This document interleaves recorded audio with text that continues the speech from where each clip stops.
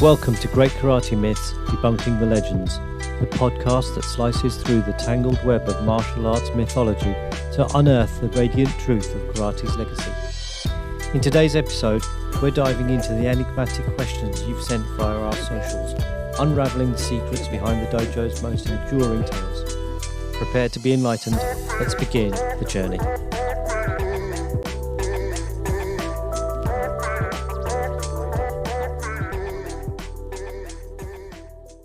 So the first question, how can you justify the idea that a Sanchin Kata stance, which you argue is ineffective for unarmed self-defense in a cage or street scenario due to its limitations, would somehow be effective in armed conflict? Who's going first? Gents? You are. Thanks, Tom. That was really simple. I wrote about this in the myth, in the Great Karate Myth. It's in a very simple way of putting this. If, for instance, you pick up a stick or a sword, that's a good example, a sword. You are confined by what the sword can do, and your two hands are gripping it, so you can swing it and poke with it, and but you can't do everything that you could do if you're unarmed. So obviously, if you're unarmed, you can run, bundle, jump, do sort of rugby tackles. You can do all. You've got lots of freedom. You've got two hands that can work separately and independently, as well as together. So it doesn't mean that you're only going to do strangles and chokes, but you're free to use your hands separately. If you're grasping a sword or even a pair of sai, which still restricts the type of movement that you are using a weapon, you are going to be confined to a process or the training regime or the way that you've been taught to manipulate or use those weapons, and indeed the way that you do. And that doesn't exhibit the same freedom that you would have if you don't have any weapons. So the number of changes and things available changes. What do I mean by changes? Things you can do if you're not holding anything encumbered by a weapon, as well as, the fact that obviously, it's a tool and it's dangerous and useful, but you're encumbered by it. You have to stick to its limitations. If you don't have one, you don't have those limitations. That was really what was meant and what has been described ad nauseum in our publications and our classes and our thinking. So of course, any kind of military weapons drill for an M4 platform rifle or the amazing stuff you see in the American military or any of the rifle drills, they're not going to be applicable with no weapon, with no rifle. So that's why globally, if you like, any cultural race, creed, or whatever, people, they don't have kata for unarmed fighting. What you will find is wrestling. That's ubiquitous. It's global. You'll find wrestling and grappling, but you won't find people organizing these things into solo choreographed sequences of movement. You won't find that. You'll only find that. But actually, the root of that is in weapons training, with the exception of Nai-Hanshin, which is another topic. Just following on from that, with the Sanchin preserved in the Weichi route, when you're making the stance and the structure and the shapes and the movements, the question is what are you trying to do? And with the sai, and as we've mentioned before, it's to trap and then pin and strike. And so to trap with using the two hooks on the side of the on the sai and produce leverage, you need to use your whole body because you're trying to really restrict someone in what they're doing, and that involves using the whole body. So, it's something that's worth experimenting with. If you trap someone's arm and turn your feet out as wide as you can, see how much leverage you can produce. Not a lot, but there's an optimal way of doing it. And when you haven't got someone to train with, you want to in some way reproduce that tension, that whole body effort. And so creating tension in the legs by gripping with the toes is a training mechanism to represent what it would be like if you were pressing on someone, or to create that whole body effort so that you're practice is as close as it possibly can be to producing the leverage and pressure that you would need to pin a limb in order to strike it. I don't think the Sanchin is fighting with the sai. It's a training, it's training modules. So, and it's cultivating good habits, using your whole body, being able to pin with one arm and keep strong pressure on there while you strike with the other. So you're two limbs with independent actions, which Nathan's talked a lot about before, and all of those good quality habits that you'd need. So it's not that we think that the Sanchin stance is applicable, is going to work as per Sanchin with a pair of sai, but not without the sai. You're not going to produce a perfect Sanchin stance anyway. And it's a training mechanism to reproduce that using your whole body using your whole body directed into that leverage and creating that pressure. So it's training more than anything. And then you apply those skills as needed. Yeah. And that whole body effort is like pushing your heels straight down to the ground as hard as you can when you're performing a bench press. And that roll of your leg drive in helping press the weight. Can I just throw one more thing in, actually? You just reminded me of something. When we're talking about using a pair of sai in the context that we're talking about policing as well. So it's a vastly different context than a brawl or having a scrap. So we're not talking about that. And so that changes things as well. So it restricts what you can do. So there's a limitation or about another boundary there within the context as well. Well, I watched a YouTube short 2 days ago in which the person who produced it insinuated that the idea of the katas or the practice training or technical application was to maximize damage and injure the person and hurt them basically, and damage them, harm them. That's completely wrong in my view. It's not using names, so I can say that that's a position of ignorance. That the whole civil policing tradition and approach was to deal as humanely and sensibly, but yet practically, with civil and other disorder, and not to kill people, maim people, and gouge their eyes out and rubbish like that. It was really to control the situation in the same way that any reasonable policing globally will set out to do the same thing. So it's not you're not trying to damage people and injure them. You're trying to control a situation of conflict or civil unrest, and it's not warfare. You're not shooting them and stabbing them and chopping them and killing them. You're just simply policing. And as we know, any police force, if a police force governs with brutality, it won't last 5 minutes. It will be superseded. It'll be kicked out of office. The whole regime will be changed. And we've seen this time and time again over centuries. So the policing has to be humane, it has to be just, and it has to be proportional. And that's really what we're looking at, for example, with the knife-wielding, which we've discussed to a great extent, and will continue to. Good evidence for that, as in the three forms preserved in the Weichi Ryu, the Sanchin, Seisan, and Sansaryu, and that they don't have any stabbing actions towards the eyes, or there's no groin kicks. There's none of that kind of stuff. It's the strikes all follow the same pattern of to trap, press, or pin, and then strike the limbs. And that's the height of the movements. And they're very, very specific, and they're consistent throughout as well. It would be quite easy to adapt those forms and strike the face, but they don't do that. And that's what we've inherited. It's kind of, there's some embodied evidence in that. The experience of doing it as well. There's an embodied ethic in that practice as well. But there is a reasonableness to it. Yeah, as Nathan described. This sort of moves on to our next question. So do you genuinely believe that a skilled armed assailant potentially wielding a blade is less dangerous than an untrained drunk in a pub? I don't think there's this. It's the fantasy of the untrained person as well, that there's somehow less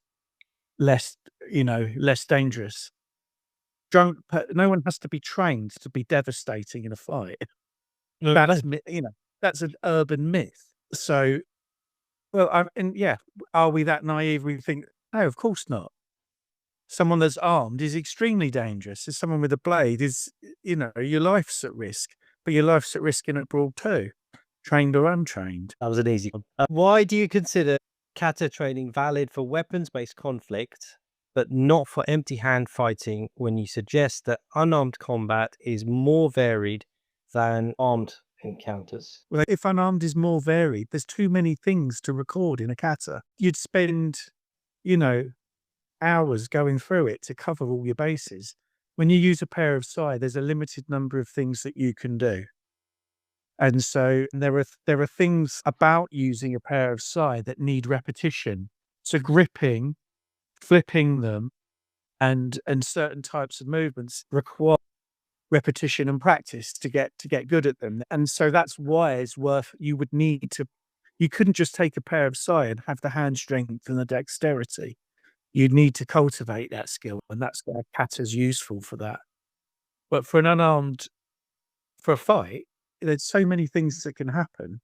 How could you possibly record it? In a real fight, the fight or flight mechanism kicks in. There's no structure to that. It's really just, what's the word? They're just doing anything, aren't they, to get out of the situation, to get the person off them or whatever. So I don't think there's a structure to that at all. I think it's just sheer adrenaline and fear and just brutality, really. Anything structured about that at all? Not from the things I've seen, anyway. Well, I think the use of weapons brings its own restrictions and limitations. So, as I said earlier, if you pick up a sword, you've got two hands, a two-handed grip, for example, on a sword, which completely restricts and limits the range and type of movement. Yes, there are 8 basic cutting directions. That's true, but your movement is limited and restricted by the technical aspects of using that weapon. No such thing exists when a person is unarmed. They're very unpredictable. They could bundle, charge, push, shove, grab, headlock, punch, kick. They've got so many, independent limb options. So you've got 4 limbs and a potential headbutt. The combination, plural combinations, can't easily be catalogued. And that's what makes that quite different and quite unique. Naihanshin is an exceptional kata in the sense that it can catalogue unarmed movement, but basically for one reason, that it occurs in a situation where the arrestor controls the arrestee's limbs, which have become crossed and entangled. Therefore, the form reflects in a similar way. It reflects what is demonstrated and recorded, for instance, in the Weichi weapon form or the Sanchin Seisan Sanseryu. It's a controlled situation. The limbs aren't wildly free. They can't do anything because they have already been controlled. And those limbs are crossed. They are tied up in a way that makes it possible to catalogue the changes, the possibilities, the resistance, and how that the arrestees' responses can be dealt with. And that's quite different from trying to do unarmed stuff when there's, for instance, a gap or a distance between an attacker and a defender. And so the Naihanshin is unique in the sense that it deals with a situation where the limbs are controlled, which limits the number of possibilities for the arrestee. The idea of training a solo kata and then you apply it, you have to have lots and lots of experience in the function to feed back into the solo kata. You can't just practice flipping the sai and walking round and round. It's not very useful. You actually have to practice trapping someone's limb and really having to hold it as they resist. You want that feeling of resistance and experience of a struggle to feed back into your solo training. And then when you're in the stance and you're creating that frame to press and to trap, then you've got all that useful struggle to create that kind of internalized tension that is a representation of the function and something for you to do when you haven't got someone to work with. It doesn't exist that I must do the solo kata. If you've got someone to work with, you work with another person. You want that resisting body, person to work with who's going to struggle and give you a hard time as well, so that you can develop your skill. It's not, well, I'll do the solo kata and then we work together. You do the solo kata when you haven't got someone there. So it's a different attitude. It's not that the kata takes precedent over everything and must be done no matter what. It's there as a representation of the function when you haven't got someone to work with. And I think that's a different approach as well, because I remember in my own karate classes, you would do the kata and then you'd do some bunkai. Or might as well have just done loads of the struggle bit and then feed that experience back in later. So the Weichi Sanchin really needs that. You really need that experience of interacting with someone who's not playing along, not playing ball, really giving you a bit of a hard time, or a lot of a really hard time. And then you just very quickly use your whole body. So if someone's really barging you or really, really resisting you, you're going to have to use your whole body to trap those limbs with the sai and to hold them in place while you deliver the shot. And when you're striking the limb, if they're really struggling, you're going to have to work. It's quite a skill. And so therefore the kata really, really becomes very, very useful when you haven't got training partners as a representation of that, until you get to do it with another person again. But also it's quite important to consider that the kata would facilitate a training school. It would facilitate a drill system for, obviously you're going to need to keep your recruits coming if you're policing. So you'd have an annual intake, or whatever the period of intake, you'd have to have an intake, and they would have to be trained. And the kata would be a drill system, a way to do that within a particular school or a structure, a teaching structure, an academy, for example. And that, I think, is also what the kata represent. But I would also say that it's interesting that I had an interesting communication with a very old friend, a very experienced karateka, and whose time served is similar to my own, and he's been a friend for most of my adult life. We had a conversation around the so-called bubishi, which I don't want to publicize because it's not something I'm fond of, but it was published by Tuttle, and I had a conversation with my editor regarding that text without discussing the author, because I have the same publisher with Tuttle as that particular author. The discussions about this being the foundation of karate, but it's not, because it's not, taking people to the ground with basami, cross-leg, scissor, sort of strange sort of tricks. That's what it is. It's not wanting to denigrate it, but it's a collection of tricks, basically. Any claims that that's in any way the foundation of karate are spurious. It is not the foundation of karate. They are a collection of tricks. The village boxing type, actually, they actually come from Trejal, the Chinese wrestling, which originated actually in Mongolia. They are much closer to that.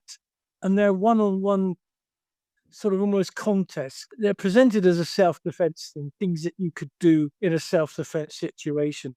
But to go to the ground, particularly in a crowded situation where the person that you're up against could have allies or colleagues, is really undesirable. We've spoken about that in the past. Not a situation you want to be in. It's much more of a contest situation, a duel, where you could apply something like that. But it's basically almost catch-can wrestling. It's got very little to do with the structure of kata, of forms that originally in Kung Fu, Tanfa, and later would be in karate kata. Nothing at all to do with that. So any claim that this bubishi is the origin of karate, it's quite, as I said earlier, spurious. It's false, and there's nothing to do. The kata structure is completely different from a collection of tricks that actually aren't contained even in a kata or a form. And that approach has nothing to do with karate as we have it today. Those forms, they're embodied manuals, and they're and that's what they are. They contain the information that you need to do the job. You enrich those manuals through your own experience and interactions with people, and the applied function, obviously, but we can't do that now because we don't use Sci for policing, for example. But they're to be improvised upon. It's not that this is how it would take place in the world necessarily. There's sets of skills that you train, and you keep the physical qualities well trained as well, and with resisting people that are resisting and giving you a hard time, and then you improvise with it. That's what it boils down to. It's not specific, like go out, A does this and then B responds like this. It's to be played around with. Why does it take so many years to master a kata? I think it's an old myth. I don't think it takes very long. I mean, there's this idea of mastery again, as if mastery is something special, or it implies something. I think I don't think that. I think it's a load of rubbish, to be honest. I think you can do the kata can you apply the function? Could you apply it? I think if there is such a thing as mastery, I think that's what it would be. I don't think a person is then a master because they've learned all these kata and all the rest of it. But it's about learning the function of the form. And how long does that take? Well, it depends how much you practice. It's not like you've got to, if you train 7 days a week for 6 months, you'd be really good. But you'd be really good at tennis or judo or football if you trained like that. It's not that kata is anything. There's nothing that sets it apart from anything else and makes it particularly special. And so kata and the function, how long does it take? Well, how much do you want to practice and work at it? So I think that's what mastery of kata, if there is such a thing, is. Well, I think that's it very succinctly. You hit the nail right on the head. It's the ability to apply the techniques, not do the solo choreography. That's so. Some people do kata at breakneck speed, as though there's some virtue in going crazy, damaging rate of knots. But I think that we address this. We've been on seminars all over the world and saying that the way I always put it is, if you went to a tennis coach and you said, how long will it take to learn how to play tennis? Well, 20 years. It'll take 20 years to play tennis. Be too old. 20 years. What is it? What sport or occupation are you going to go along that takes 20 years? It doesn't. And the reason that karate is hidden behind that is because there's been such a confusion about what the kata do. So then there are talks, the master withholding these secrets to make sure that the student is worthy of. It shouldn't take 20 years. If it takes 20 years, for instance, to learn to play tennis or golf, then the instructors will go. It doesn't mean improve over those 20 years, or reach a peak. So maybe a champion tennis player, maybe they started playing tennis at age 6 or 8. 20 years later, at 28, they'll be at their peak. That's fine. But no, we don't need 20 years. 20 years to learn how to swim, play tennis, or play golf. No. Something's wrong if it takes 20 years. It's something that's peculiar in martial arts as well, isn't it? The idea of a master, because you don't get kind of world champion golfers referring to themselves as masters, or Premier League football players referring to themselves as football masters or something. And we got this funny thing in martial arts, so we have to, they're a master. As you can probably tell, I'm not keen on that kind of thing. But I think, we're laughing, but I think that gets in the way. I think that stuff really, really gets in the way, because I think the main drive in kata studies should be towards function. And I think the idea of mastering the solo form, or anything that's performative is it gets in the way, and it obscures actually what we should really be talking about is, what do these movements do, and how do I perform them efficiently in a way that reflects their functional usage, rather than trying to look good or a performative practice that gets a score or a grade or something like that. I don't think any of that's useful. But that's only my view. So yeah, I'm not criticizing people who do kata competitions or anything like that, because that's their own gig, and that's where they've taken their karate. But yeah, I've got we're quite biased. I've got a very close, a dear friend who I was just having a chat with the other day, and he's like, the first time I went to watch his club, the one that he started, and it was terrific to watch, because what I saw were beautiful, clean lines, very clearly defined techniques, and you could come to a decision based on the criteria within that environment, whether it was right or wrong or accurate, if the foot was placed in the right place, and the technique was executed crisply and with precision, not too fast, not too slow. So the way that he's taught most of his career has a very clear set of parameters that you can evaluate. And with that type of approach, which I always found quite admirable, it's very clear what the person is trying to achieve, and it takes on a kind of an aesthetics of its own, in terms of it's almost like gymnastics.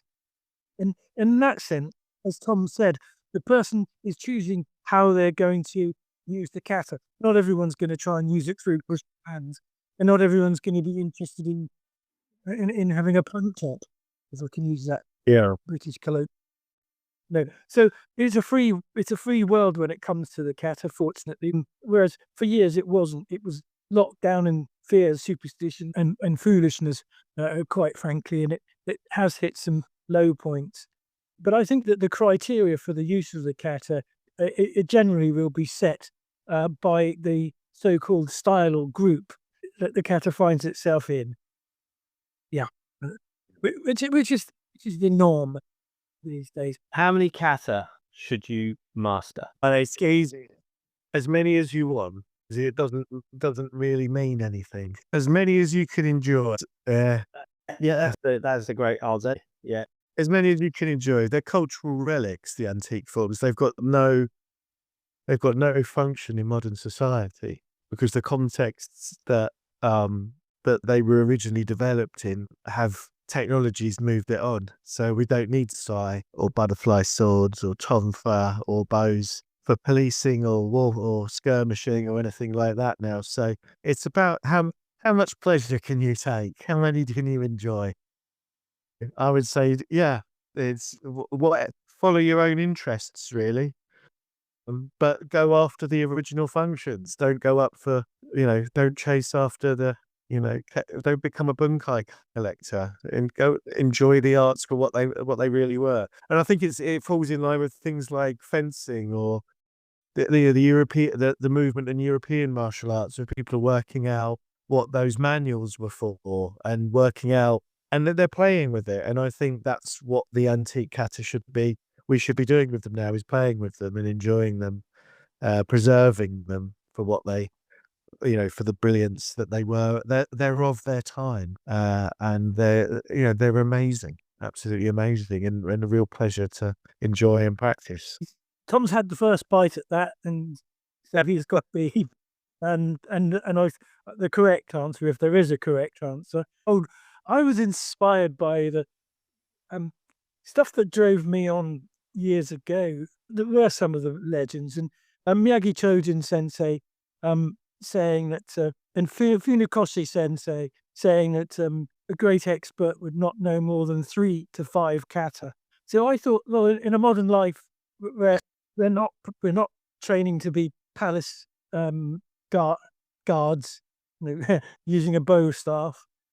We're not training for policing, unless we are police officers, in which case, as Tom's already said, we've got modern equipment, tasers and spray and so on. But I still stick to the 3, but for a different reason.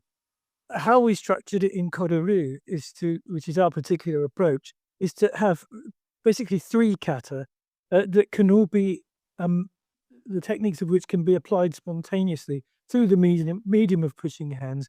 So the reason we became Kodoru was in fact not just a random naming, but it was some reverence to the Kodokan judo of Kano sensei. And what Kano sensei did was create a sparring method for jujitsu. And that sparring method became known as randori, which is the grip on the lapel and the sleeve, as it usually is in judo, as a prelude to judo play. Similarly, within the Kodoru, we have a form of randori, but we refer to it as pushing hands. There are many other names for it: listening hands, speaking hands, and so on. But we've stuck to pushing hands, which is our preliminary randori, in which we maneuver the limbs around using fairly sticky, heavy forces, and then allow the techniques to occur. More than 3 kata in that environment would be to saturate it and create a problem that we became aware of very, very early on. And that problem is if you're going to use kata with another person in a sort of a give and take format, which pushing hands is, too many techniques can produce muscle confusion, duplication, and it can lead to confusion. So you don't need 20 different ways of doing the same thing. That doesn't mean that you can only do one. But when we looked at this, and I'm sure there'll be some scientifically minded people who may disagree with what I'm just about to say. Tom mentioned fencing. If you look at everything from fencing to football, there are, look at the great soccer players. I won't bother with names. I don't want to sort of do any favoritism. But my son had one very skillful favorite player. All the great soccer players, basically, they all kick and head and shoulder a ball, a soccer ball. And there are only so many ways physically, unless you're doing exhibitions, that you can do that in a soccer match. And it's the same with fencing. And with tennis, it's the same. There are a limited number of strikes and backspin additions and forehands and backhands and overheads that you can make. It always comes down to around 20-something, early 20s. I'm not saying that's a golden rule. I'm not trying to rediscover the golden mean or the Fibonacci series or something. But what I am saying is there are a limited number. So we have found that generally in an interactive practice between 2 people, then 3 kata is usually enough. Tom's got access to some other very interesting kata, which are more standalone and have very specific functions in terms of guarding the palace, the Shuri Royal Palace in Okinawa, for example. Although evidence is a bit scant, we know that similar took place and originated in China. But these are very specific palace guarding functions, which are not designed to be and don't translate easily into, as far as I'm aware, Tom might know differently, but they won't translate into an interactive 2-person practice in the same way that the pushing hands can, and grip escapes in a rokushu and naihanshin locks. I rest my case. Yeah, A bit of a long. those antique forms, I don't think included randori or sparring methods. So it's very difficult to do anything like that with them now. Can you learn kata from a video? Does the video have what the function is? If it doesn't, then do what you like. It kind of, when people say that you can't learn it from a video or something like that, it speaks to that there's something inherently secret or hidden or some special transmission that can only take place with your master in the room, and you've done all the rituals and paid the money, and then you can get the gold and all the rest of it. You can learn the movements of a kata from a video, no problem. And if the function's well enough explained, you could probably have a bloody good go at it. I don't think that it's putting kata on a pedestal. They're not that special. They're brilliant, but they're not that special. It's not like a hidden code or something like that. There's no Da Vinci code of kata. The antique forms have very clear functions, and if you recorded it all in a video, I'm sure you could do pretty well. You might want to. I always think instructions helpful, but yeah, in terms of you couldn't do it from a video because there's secrets or the pressure points or the chi isn't transmitted, then I think, yeah, whatever. Nice. Well, yeah, okay. You can. I'm sure you can learn ballroom dancing from videos. If you know, in the old days they used to do weird things like send you a footwork chart, to spread out on the floor to give you the steps. So yeah, sure you can. But it's always best to learn directly from somebody if it's at all possible. But the beauty of having the internet and videos and so on is that it can be seen globally, which is that does change the dynamic. The thing about a video is you can't ask it a question. It's a bit like the difference between computer banking, which is fine for your everyday transaction, but occasionally, I call me old-fashioned, but the phone banking is really handy when you've got some questions, and questions that you can't find on the website, questions specific to you and your account. But, really, the phone banking is great for talking to somebody. And again, you can ask a question, which you can't really do with a video or an audio or a floor pan of the footwork. Always remember the old Jackie Chan. I think it was the snake and the eagle's shadow, and the master left him the footprints and for him to follow. Yeah. Great. Was fantastic. What a terrific film. But this is pure fantasy. But he learned all the dodges and ducks and the footwork and the crane snap stance. That's great for films. Better to have a present if possible. You get the guidance from the present teacher. Those that went to university know, or if you are about to go to university, if you're fortunate enough or unfortunate enough, depending on your perspective, you can go to lectures, but most of the study's actually done on your own. Yeah. Good point. That's a lovely point. Thank you, gents. That's all the time we have for today. Well, that's all the time we have for today on Great Karate Myths. For those karate enthusiasts out there, we hope you enjoyed this episode. Remember, whether you're a seasoned black belt or just starting your karate journey, there are always myths and misconceptions to be debunked. If you liked what you heard, be sure to like, subscribe or follow Great Karate Myths, Debunking the Legends, wherever you get your podcasts. We love to hear from our listeners, so leave a comment below and let us know what karate myths you'd like us to tackle next. And hey, if you're interested in booking a seminar or finding a local karate class, get in touch with us at www.kodoryu.com. Thanks for listening. Train hard, stay curious, and we'll see you next time on Great Karate Myths, Debunking the Legends.